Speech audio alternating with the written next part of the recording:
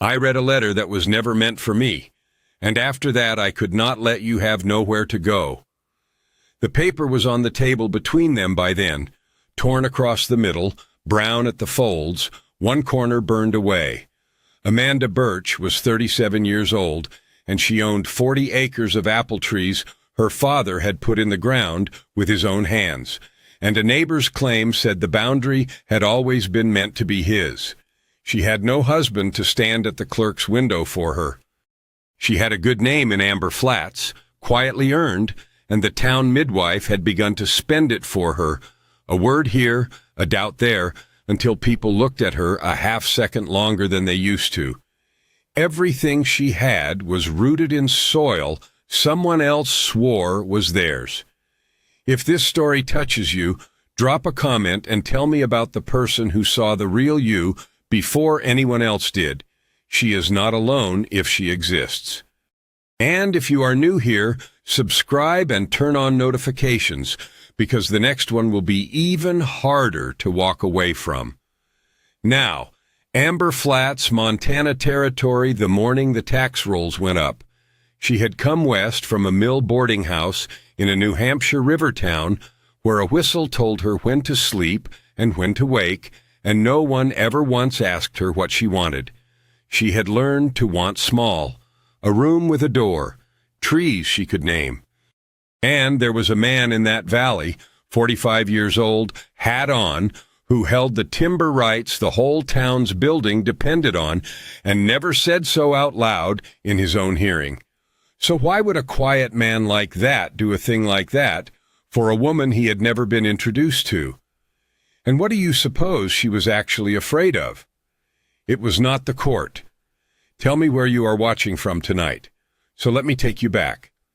11 months before the tax rolls went up, to a September afternoon with a low sun in it, the orchard smelled like cider before anyone had made any.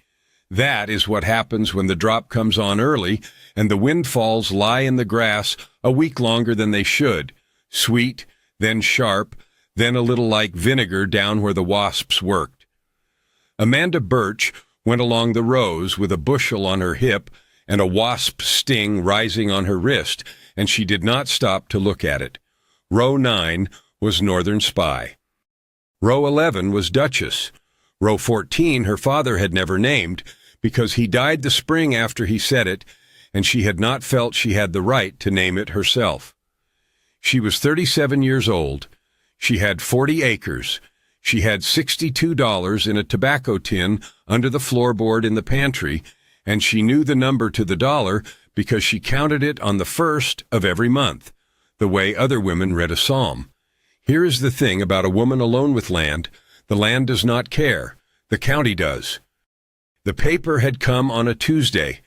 Harlan Rusk, who ran cattle on the flat ground east of her and had run them there since before her father came out, had filed a claim that the true boundary of the Birch place lay 300 feet west of the fence line, which put rows 9 through 14 and the good spring in Harlan Rusk's hand. He was not a cruel man. That was the worst of it. He came and stood at her gate with his hat off and told her he had always understood it that way, that her father had been a decent man but a careless surveyor, and that the court would sort out what neither of them could. No shouting, no threat, just the word court, said kindly, from a man who had brought her a smoked ham the winter she was orphaned. She said, "I have his patent in the trunk." He said, "So does everybody." Then he put his hat back on and went home to his supper, and Amanda stood at her own gate and understood, for the first time, exactly how she looked from the outside. A woman of 37 with no husband to stand at the clerk's window. A woman who had come west out of a mill boarding house in a New Hampshire river town, where a whistle told her when to sleep and when to wake, and where the walls were so thin she had learned every neighbor's cough and none of their kindness. A woman whose whole claim on the world was 40 acres of apple trees a dead man had put in with his own hands. In that town, she had been a name on a rent book. Out here, She was a name on a tax roll. She could not have told you which was thinner. What did Amber Flats make of her? That is the real question, and it took her a while to hear the answer. For 4 years they had made almost nothing of her, which was a mercy. She sat third pew from the back at the Methodist church with the widows and the deaf, and Pastor Wickham said her name at the door every Sunday, Miss Birch, and she said Pastor, and that was the whole of it. She brought pie to funerals. She sat up with sick children when she was asked, because she had a steady hand, and she did not talk. And out there, those two things together will get you sent for at midnight more often than a diploma will. Elmer Castile at the Mercantile carried her account through 2 bad springs without a word about it. Della Teague's boy had a whitlow on his thumb that Amanda drew and dressed for 9 days running, and the boy still had the thumb. Quiet competence. That is what she had. It is a small coin, and it spends slowly, and she had been saving it up without knowing she was. And there was one person in Amber Flats who had been counting it too. Bertha Vandermeer was the midwife. She had been the midwife for 19 years, which in a town that age means she was the first face half the population ever saw. She kept a pharmacopoeia on a shelf and a ledger of every birth, and she was not a fraud, and she was not a fool. She was simply a woman whose standing was the only thing she owned, and she had begun to notice that when a lamp went on late in a farmhouse window, it was no longer always her the boy on the horse rode out for. The Ostrander baby came wrong in July, 2 days of it. Bertha was there the whole time, and Amanda was there the last 9 hours because Bertha's own hands had gone numb from holding, and the child was buried on a Thursday, and there was nothing on this earth that either woman could have done differently. At the graveside, Bertha Vandermeer put her hand on Nella Ostrander's arm and said very softly, so that only the 4 women nearest could hear it, "I would have turned that child sooner if I had been let." Not a lie, not quite an accusation. Just a sentence set down in the grass to see what would grow. By September, it had grown enough that Amanda felt it in church. Nothing you could hold. A half-second longer that people looked at her. The way conversation at the Mercantile door found a new subject when she came up the step. Della Teague, who owed her a thumb, smiled at her the same as always, and did not send for her when the baby had croup in August, and sent for Bertha instead, and Amanda heard about it Tuesday and stood a while in the barn with her hand flat on the wall. She had no proof of what Bertha had said. She filed it with the other things she had no proof of. So here is where he comes in, and I want you to notice how little he does. The last Saturday in September, she hauled her culls to town. Bruised fruit, drop apples, the windfalls the wasps had started. Hog feed money.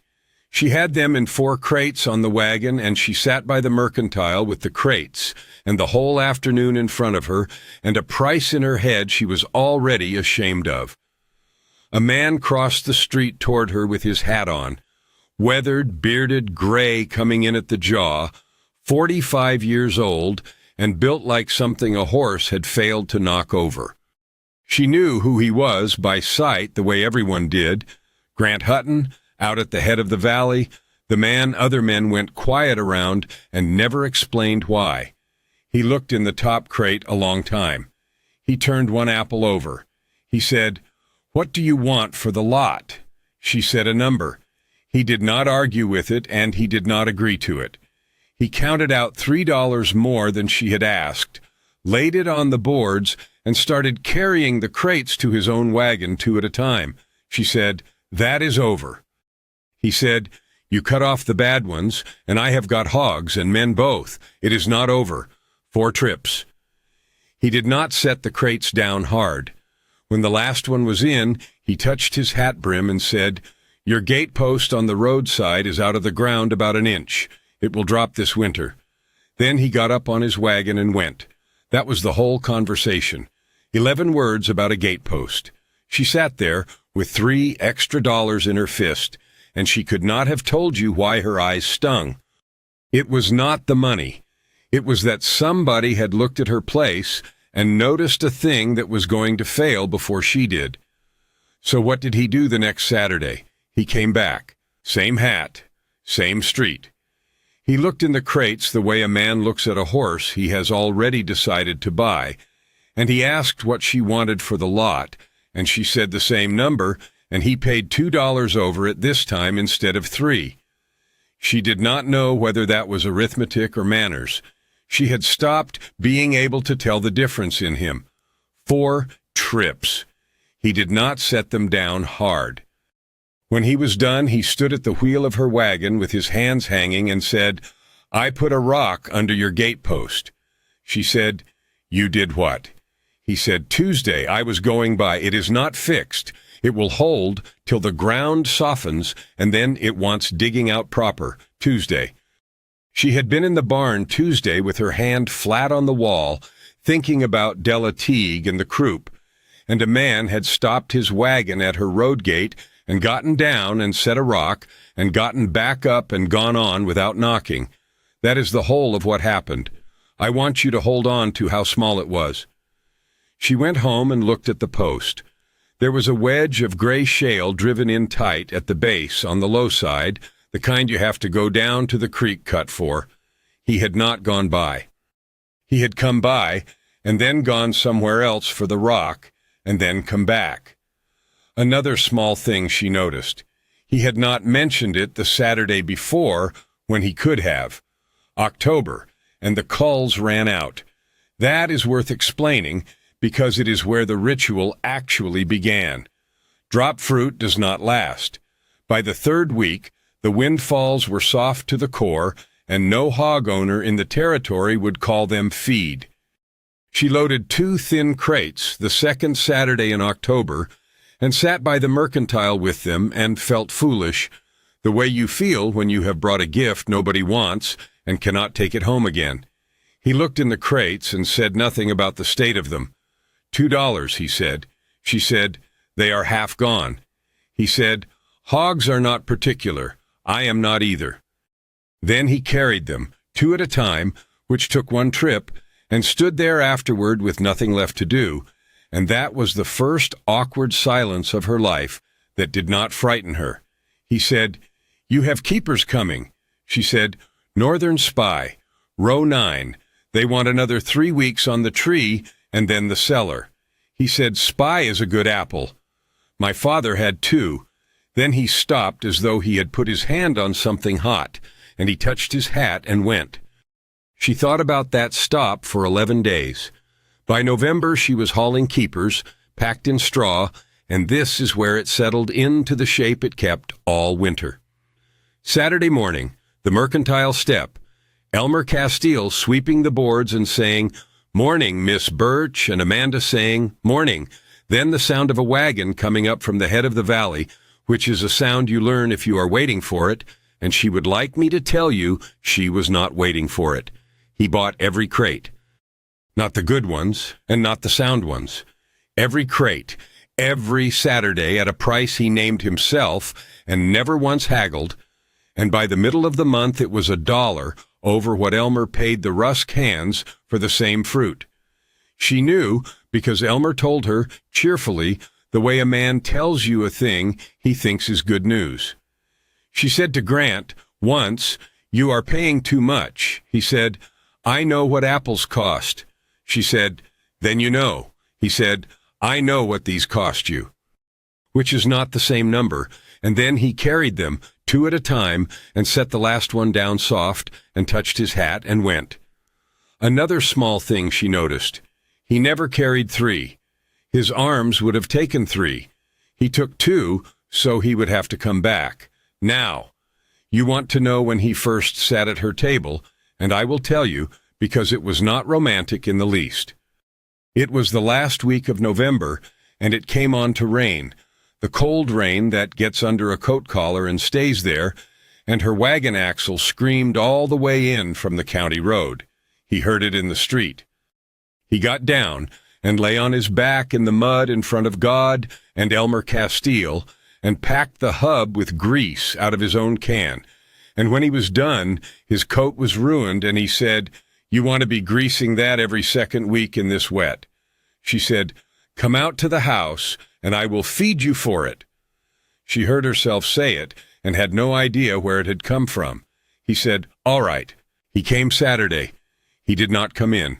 He stopped at the door and looked at his boots, and took them off and set them side by side on the step, in the rain, and came in his stocking feet, and Amanda Birch stood in her own kitchen with a coffee pot in her hand, and did not know what to do with the size of him in that room. He drank 2 cups. He said maybe 40 words. Most of them were about the stovepipe, which wanted a new elbow, and which had a new elbow by the 2nd week of December, and she never saw it happen. When he stood up, he took the bucket she used for ash out of his way to get his chair back, and when he was done, he set it back, not near where it had been, exactly where it had been, in the pale ring worn in the floorboards where it always sat. She looked at that ring for a long time after his wagon went. Here's the part I have to tell you from his side, and then I will get back to her, because he would not want it dwelt on. Grant Hutton had a rule about houses. He did not go into them. He had been raised in one where you learned to read a man's boots on the porch the way sailors read weather, and he had spent 45 years being careful never to be the boots. He did not raise his voice. He did not stand between a person and a door.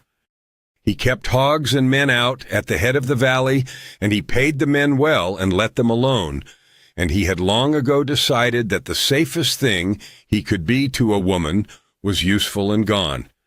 So the reasoning behind the rock under the gatepost was this, and it was not romance, and he would have told you so. A gatepost drops in January. When it drops, the gate hangs. When the gate hangs, a woman living alone either wrestles it in the cold twice a day all winter, or she leaves it open. And if she leaves it open, cattle come through, and if cattle come through onto ground a neighbor has already filed a claim on, then a man in a courtroom in the spring gets to stand up and say that the fence line was never respected by either party. He had worked all of that out standing in the road on a Tuesday. Then he had gone to the creek cut for the rock. He never told her any of it. He had a rule about that, too. What did she notice next? She noticed he knew things. Little things, and each one out of place, like finding somebody else's button in your own sewing tin. In December, she said something about row 14, and he said, "The one your father set last."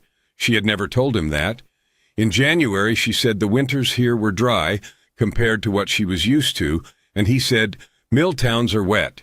She had never told him that either. She said, "How did you know I came out of a mill town?" He was at the stove with his back to her, filling his own cup, which he had started doing in December without being asked, and he took long enough to answer that she heard the clock. He said, "Somebody must have said," which was not a lie and was not an answer. She had no proof of anything. She filed it with the other things she had no proof of, and there was beginning to be quite a stack. Winter came down in the 2nd week of January and did not lift for 6 weeks, and this is the part of the story where nothing happens, and I need you to stay with it, because nothing happening is the whole gift. Saturdays, every one of them, the cellar apples going down, crate by crate, and him buying them at a price nobody argued about because nobody knew about it, but Elmer, and Elmer thought it was fine. Coffee at her table, boots on the step, in the snow now, going stiff while he sat. 40 words, sometimes 60, the bucket set back in its ring, and every Saturday one thing on her place had quietly stopped being broken. The hinge on the barn door that had shrieked since her father's time went quiet in January, and she did not know it until she came out at dusk, and the door swung and made no sound, and she stood there in the cold, feeling something in her chest come loose. The pantry step, the rain-a-barrel hoop. The wire on the orchard gate at row 11 twisted new, bright against the old gray. He never once said, "I fixed your hinge." Another small thing she noticed: he did the work when she was not there to thank him for it. He had it timed. He knew when she went to church. In February, she caught him at it finally at the woodpile, and it was not even his own work.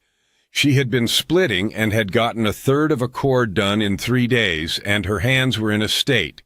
And he had come early, and he took the maul out of the block and had 2 ricks up before she got her coat on.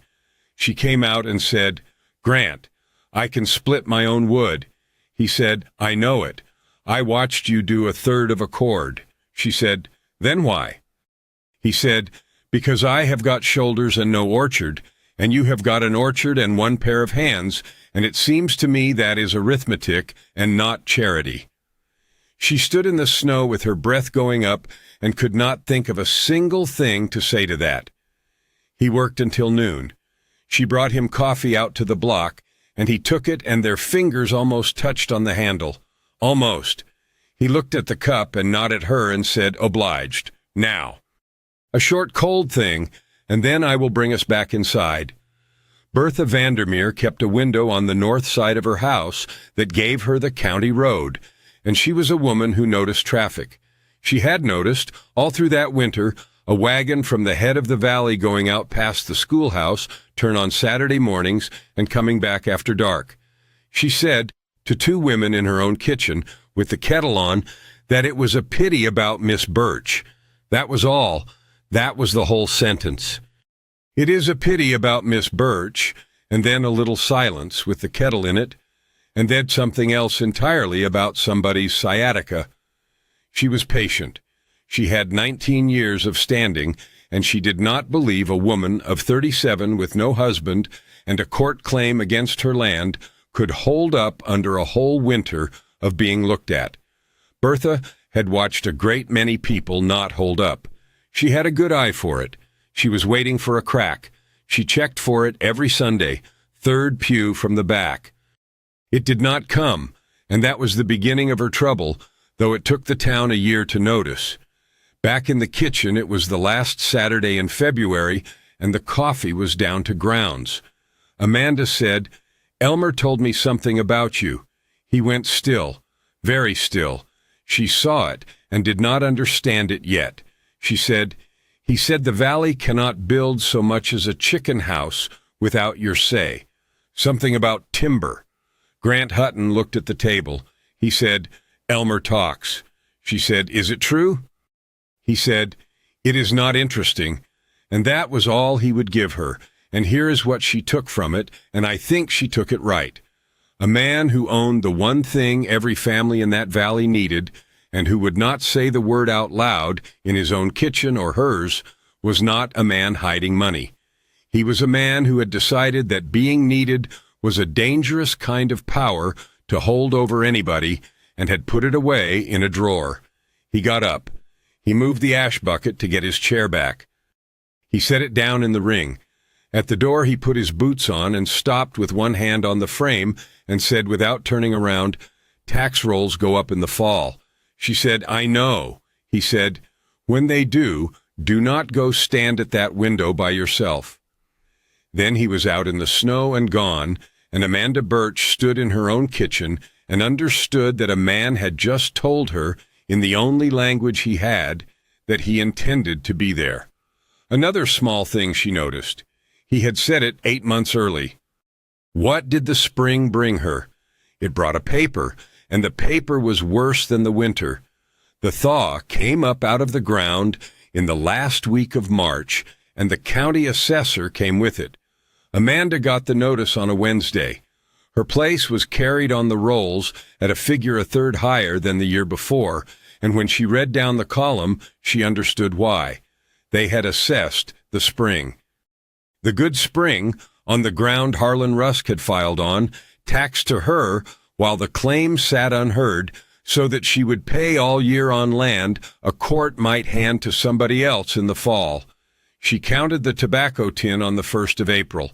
$62 had become $51. Then, in the same week, Elmer Castile came out to her wagon with his apron still on and would not look at her while he said it. Miss Birch. A man came in and asked me for your account. She said, "What man?" He said, "Rusk's attorney out of Helena. He wanted to know, had you ever run behind with me?" She said, "What did you tell him?" Elmer said, "I told him it was none of his business, and then I told him no, and then I felt like a liar for the order I said it in." That is how it started. Not with shouting in the street, with a lawyer walking around Amber Flats collecting sentences about a woman's judgment, and one person in that town who had been storing sentences up for 9 months. Bertha Vandermeer had a ledger of every birth in the valley for 19 years, and she offered it. She did not hand it over. She was better than that. She simply mentioned, at the church supper, in a voice pitched for one listener and heard by 6, that she kept a full record, and that the record showed what it showed, and that if a court ever wanted to know who was in the Ostrander room and in what hour, the pages were there, and she would not lie for anybody, not even for a woman she had nothing against. Not a lie, not an accusation, just the ledger set on the table where the light could find it. By the second Sunday in April, the town had 2 stories about Amanda Birch, and neither one was hers. In the first, she was a woman who had put her hands on a baby that died. In the second, she was something else, and the second one traveled faster because it had a wagon in it. A pity about Miss Birch had become a question about Miss Birch. Why does a man from the head of the valley go out past the schoolhouse, turn every Saturday all winter, and come back after dark? What does he get for $1 over market on cull apples? There is a word for a woman kept that way, and nobody in Amber Flats said it out loud, and everybody heard it. Amanda heard it in the 3rd pew from the back, in the silence a half-second too long after Pastor Wickham said, "Miss Birch, here is what she did with it, and I want you to watch her do it, because it cost her more than the money did. She did not go to the mercantile step the last Saturday in April. She sent word to the head of the valley with a Rusk hand, of all people, 3 lines on the back of the assessor's notice. Do not come out. There is talk. It is about you now. He came anyway. Of course he came anyway. She met him at the road gate and did not open it, and stood with her hands on the top rail where the shale wedge held the post steady under her, and told him plain, "They are saying the suit will be settled with lumber and not with right. They are saying half the men in this valley cannot afford to speak against a woman you are seen at. And when it is over, whichever way it goes, that is the sentence that will follow your name and not mine." He said, "I do not care about my name." She said, "I do. Somebody has to." He said, "Amanda." That was the first time he had used it. She heard it and had to look at the gate hinge. She said, "You have spent 45 years being useful and gone. Be gone a while, that is all I am asking." He stood there in the road with his hat on and his hands hanging, and he did not argue, because arguing was the one thing his father had done well, and he had cut it out of himself with a knife. He looked at the post. He looked at the orchard behind her, row 9 coming into bud. He said, "I will be at the clerk's window in the fall." She said, "No." He said, "I did not ask." Then he got up on his wagon and went back up the valley, and Amanda Birch stood at her own gate in the mud, and had, in the space of 1 month, arranged to lose the land and the man both. Another small thing she noticed. He had turned the wagon in the road without breaking her ditch. What did those months without him look like? Emptier than she expected, and she had expected empty, May, June. She hauled to Elmer Castile at market price, and Elmer paid market price and was decent about it, and it was less money, and she had known it would be.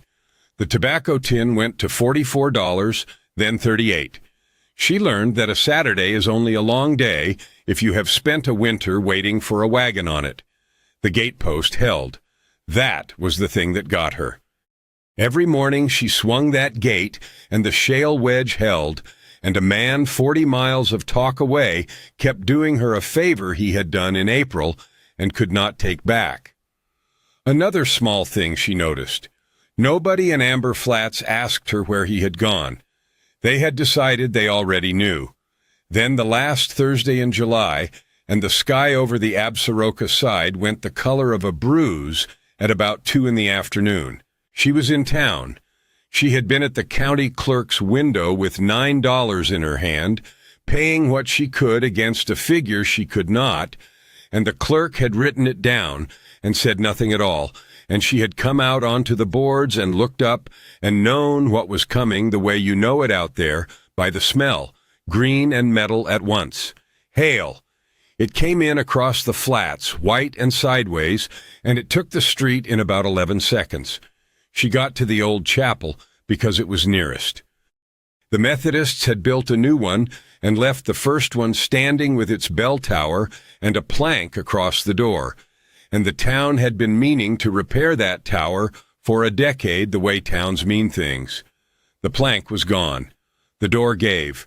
She went in out of the noise into a bigger noise, hail on a shingle roof over an empty room, and she stood in the dark with her hat in her hands and her sleeves soaked through, laughing at nothing the way you do. She was not alone in there. He was standing at the foot of the ladder with his hat on and hail melting in his beard, and there were 2 crates of nails at his feet and a coil of rope, because he had come in for the tower and been caught the same as her. For a moment, neither of them said anything. There was not much point. You could not have heard a shout. Then it eased to rain, and the rain went on for 4 hours, and the creek came up over the ford, and nobody was going anywhere.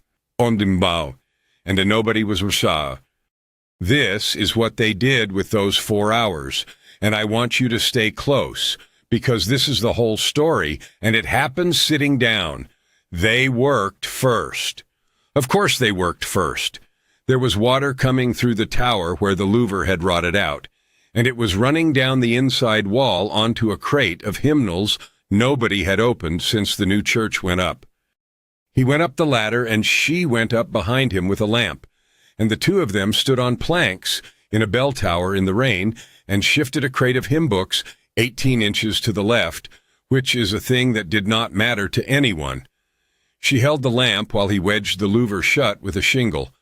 Their hands were on the same rung of that ladder coming down, hers below his, close enough that she felt the heat off his wrist. Almost. He came down first and stood back to give her the floor. They sat on the front pew with the lamp between them, rain on the roof, the bell up there in the dark with 10 years of dust on it.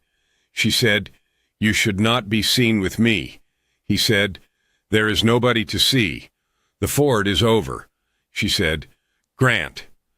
And he took off his hat, which she had seen him do maybe 4 times in 11 months, and he put his hand inside his coat and brought out a paper folded in quarters and laid it on the pew between them, torn across the middle, brown at the folds. One corner burned away. She did not touch it. She looked at it a long time, and then she looked at him. He said, "I read a letter that was never meant for me, and after that I could not let you have nowhere to go." She said, "What is it?" He said, "It is yours. You wrote it. Now, let me explain it the plain way, the way he told it, because he told it in about 90 words and then stopped. 5 years ago he had a skidding contract, and he took on hands, and one of them was a man named Birch, who had 40 acres of trees and no cash and a bad chest. They camped 9 days on the creek. The last morning, Grant was banking the fire and pulled a half sheet out of the ash before it went, because his father had taught him one useful thing, which was to look at what a man turns. He read 4 lines before he understood he had no right to them. He said he could not make himself stop at 2. They said that the boarding house was being sold. They said the whistle went at 4:30, and she was awake before it now, every night, waiting. They said, "Father, if there is nowhere, tell me plainly, and I will stop asking." And they were signed Amanda. She sat in that pew with her hands in her lap. She said, "He wrote me in October that year. He said he had come into money on a timber job, and would I come?" Grant said he had come into money on a timber job. She said, "How much money?" He said, 3 weeks' wage for 9 days' work, and I told him it was the going rate, and he knew better and took it anyway, and I told him a man ought to send for his family before winter. The rain went on. Somewhere out on the flats a cow was complaining about the weather. She said, "So I was sent for." He said, "You were." She said, "Not because he wanted me." He said, "I do not know what he wanted. I know he cried at the fire and did not know I saw it." Then she said the thing she had been carrying since she was 20 years old, and she said it very quietly to the floor of a chapel nobody used. She said, "Then none of it is mine. Not the trees, not the 4 years, not one apple. Somebody arranged me. Like freight." He did not move fast. He never moved fast. He said, "I bought a ticket. You kept 40 acres alive 4 years with one pair of hands and a dead man's notes. Do not hand me the rest of it. I would not know where to put it. Not pity, not an apology, just the arithmetic, laid out flat, the way he laid out money on the boards for cull apples." She said, "You have known my name since before I came." He said, "Yes." She said, 4 years and you never said." He said, "I did not want to be a man who had done you a favor. Those are the worst kind. My father was one. That is as close as he ever came to telling her about his father. She let it lie where he put it. Watch her do that. It is the kindest thing anybody does in this story." Then he said the part I have been waiting to tell you. He said, "The court will sit in the fall. It may go against you. If it does, they take rows 9 through 14 and the spring, and the rest is not worth the tax on it, and you will need somewhere." She said, "Grant." He said, "I have got a spare room, north side off the kitchen. There is a stove in it, and it draws." She said, "I could not." He said, "There is a bolt on the inside of the door. I put it on myself." And Amanda Birch, who had spent 9 years in a room where a whistle told her when to sleep, and a landlord had a key, sat very still in a cold chapel and did not trust her own voice. He said, "You do not have to say anything about it. It is not an offer with terms. It is a room, and it is empty, and it will be empty in November, whether you come or not." She said, "And if I never come?" He said, "Then it stays empty, and I have lost nothing. I have got more rooms than family." Rain. The bell in the dark. 4 hours of it, and the ford went down about 7, and he walked her horse across ahead of her with the water at his thighs, and did not once suggest she stay in town. At her road gate he touched his hat and said, "Grease that axle." She said, "I will." Another small thing she noticed, driving up her own lane in the dark, with the young fruit hail cut and half her crop on the ground, and $38 in a tin under the pantry floor. She was not afraid. She could not remember the last time that was true. So what turned it? Not a speech and not a courtroom. A bushel of hail-cut apples on a kitchen table. Nobody outside that valley understands this about hail in July. It does not only knock fruit down, it cuts the fruit still hanging, a little crescent in the skin, and that crescent goes brown, and inside of 9 days a whole crop that looks fine on the tree is fit for nothing but the hogs. Every orchard and garden on that side of Amber Flats had it. The Teague plums, the Ostrander pears, 2 rows of somebody's crab apples by the schoolhouse turn. Amanda Birch had her father's notes in the trunk with the patent in pencil on the backs of seed envelopes, and one of those notes was about the hail year he had come through in 1878. Cut fruit will not keep. It will dry. She spent the first 2 days on her own rows. She cut out the bruise, sliced thin, strung the slices on thread, and hung them across the loft on lines her father had put up for exactly that. Then she looked at 40 acres of it and understood she could not save 1/10 of her own, and that half the women in that valley did not know you could save any of theirs at all. So she hitched up and went out with a paring knife and a ball of thread. 9 days. She did not charge. She did not preach. She sat down at a table, put a bushel between her knees, and showed a woman how deep to cut and how thin to slice and how far apart to hang them so the air went through, and then she drank whatever was in the cup and got up and went to the next house. Watch what that does to a town. It does not do it fast. At Nella Ostrander's, she was at the table 3 hours, and neither of them said one word about July, and then Nella set the kettle down and stood there with her hands on the back of a chair. She said, "You held the lamp." Amanda said, "I did." Nella said, "Bertha had her hands in it 2 days, and I would not have her spoken against for the world. But you held the lamp, and you did what I asked you, and when it was over you washed him, and you never once told me it was going to be all right, because it was not. Everybody else told me it was going to be all right." Amanda said, "I am sorry about your boy." Nella said, "People have been telling a story about that room. I was in that room." Then she sat down and cut fruit and said nothing else about it, and the next Sunday she said it out loud to 3 women on the church step, plainly, in her own words, and did not lower her voice to do it. Not a defense, not a scene, just a woman who had been there telling it in daylight. Della Teague came out to Amanda's wagon at the Mercantile the following Tuesday with her boy along. She said, "Show her." The boy held up his thumb. It was a thumb. It had a white seam down one side of it where a 9-day poultice had done its work 2 years back, and he could bend it, and Della Teague looked at her own child's hand as if she had never properly counted the fingers on it. She said, "I sent for Bertha in August when he had the croup." Amanda said, "I know it." Della said, "I want you to know why. It was not because of anything anybody said about you. It was because I was frightened, and Bertha is who my mother sent for. That is the whole of it, and I have let people believe it was the other thing for a year, and I am ashamed." Amanda said, "He kept the thumb. That is all I ever wanted out of it."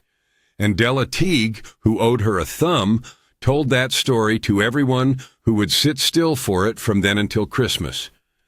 Then Elmer Castile, who is a shopkeeper and therefore the fastest road in any town. He had been carrying one sentence around since April, and it had gotten heavy. He began saying it out loud, over the counter to whoever was buying nails. He said, "A lawyer came in here out of Helena and asked me, had Miss Birch ever run behind on her account? And I will tell you what I told him, which is no. 4 years, 2 bad springs. Never once did I have to ask her twice, and she paid the spring of the frost before she bought her own flour. He said it to Harlan Rusk's foreman. He said it to Pastor Wickham. He said it to a man from the county who was in for harness." Another small thing she noticed. Elmer had started saying Miss Birch the way he said it before, with the whole name and no pause in front of it. And Pastor Wickham, at the door, the second Sunday in September, with his hand out. Miss Birch. "Pastor," he said, "the sick list has been kept by whoever felt like keeping it, which is to say badly. The board would be obliged if you would take it. It is no pay and a great deal of trouble." She said, "I will take it." He said, "I know you will. You have been keeping it 4 years without the list." She went and sat in the 3rd pew from the back and put her hands in her lap, and somewhere behind her in the church a woman began a sentence about Miss Birch and let it die on its own, because there was no place left in the room to set it down. Now, Harlan Rusk, and this is the one she did not expect. He came to her road gate the last week of September with his hat off, the way he had come the first time, and stood on the other side of it and looked at the shale wedge at the post base for a while before he said anything. He said, "The court sits next month." She said, "It does." He said, "I mean to have the line read. I have meant to have it read for 9 years, and I will not pretend otherwise. But I have told my attorney he is not to bring one word about your character into that room. And when he told me it was the strongest thing he had, I told him to find a weaker thing and be a better lawyer. She said, "Why?" He said, "Because he went to the midwife's kitchen with a notebook before ever he came to Castile's, and he wrote down what she said, and he was pleased with himself when he told me. And I sat in my own house and thought, that woman never went looking for him. He went looking for her. He is paid out of my pocket, and it is my name on the paper, and I am the one who set him loose in this town." Then he put his hat on. He said, "I brought you a ham the winter your father died." "I have thought about that ham a good deal lately." She said, "So have I." He said, "The line is the line. Everything else is mine to answer for." Then he went home to his supper. And Bertha Vandermeer. She still had her north window and her ledger and 19 years, and she still had the kettle on. At the harvest supper, she leaned toward the woman beside her and began, "It is a pity about," and the woman said, "The pears, was it not? Everything cut to ribbons." And Nella Ostrander turned around from the next bench and asked Amanda, across 3 people, how long the loft strings wanted before you boxed the slices. Nobody said a word against Bertha Vandermeer. Nobody defended her either. Her sentences simply stopped taking, the way seed will not take in a cold spring. And she went on delivering babies in that valley for years and years, and was whispered about at the very suppers where she used to do the whispering, and no one ever once told her why. Amanda felt no triumph in it. I have thought about that a great deal. She had $38 in a tin, a quart in 3 weeks, and half a crop drying on strings in a loft, and she could have stood up at that supper and spent every coin of her new credit on one afternoon of being right. She kept it. She was going to need it at the clerk's window. That night she wrote 3 lines on the back of the assessor's notice and sent them up the valley with a rusk hand. "Come out. There is talk. It is mine now." The court sat in the 2nd week of October, and it took less than a day. The county surveyor read the line, and the line was where her father had put the fence, and Harlan Rusk stood up when the clerk read it out and said, "That is the answer, then," and shook her hand in front of the whole room. Grant Hutton was at the clerk's window that morning, as he had said he would be 8 months early. He did not pay her tax. She paid it herself, $61 over the winter, out of dried fruit sold by the pound to 5 towns down the line, and he stood a step behind her with his hat in his hands while she counted it out. Then spring came up the valley again. She named row 14 in April. She sat at the kitchen table with one of her father's seed envelopes and a pencil and wrote it in his own crooked hand. Birch, row 14, said 1874, and she put the envelope back in the trunk with the land patent, and she found she did have the right after all. It had only taken her 4 years and one man's silence to believe it. He came Saturday, boots side by side on the step, stocking feet, 2 cups.